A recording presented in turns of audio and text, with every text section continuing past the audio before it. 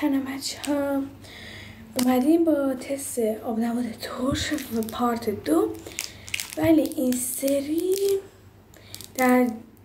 درجهش بیشتر از اون قبلی است که اون لیمویه، این توت فرنگیه. میگن این ترشه از اونه، ولی خب من اومدم تستش کنیم با شما. این جوهر دیمو داریم، جوهر توت فرنگی.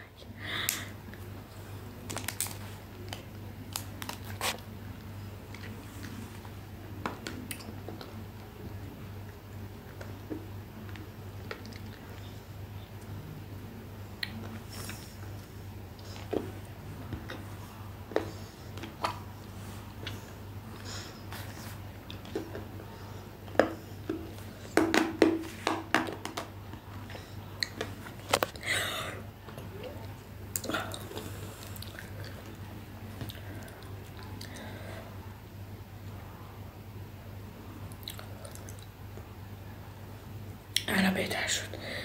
خب این واقعا ترش‌تر از قبلی است و با میبینیم دیگه اشکم در اومد دیگه کم کم.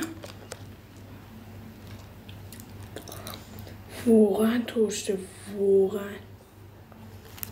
اونی که ترش دوست دارم پیشنهاد میکنم، خیلی خوشمزه بود. این آخر اومد، اون اول خیلی ترش.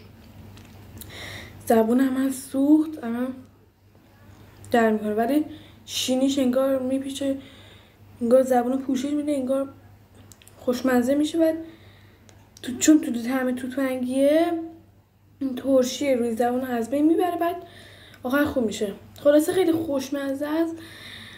من 1 تا 10 به ترشیش میدم 9.75. 10 این نمره امتحانه. خب 9.5 میدم. به شیرین بودنش هم 6 میدم.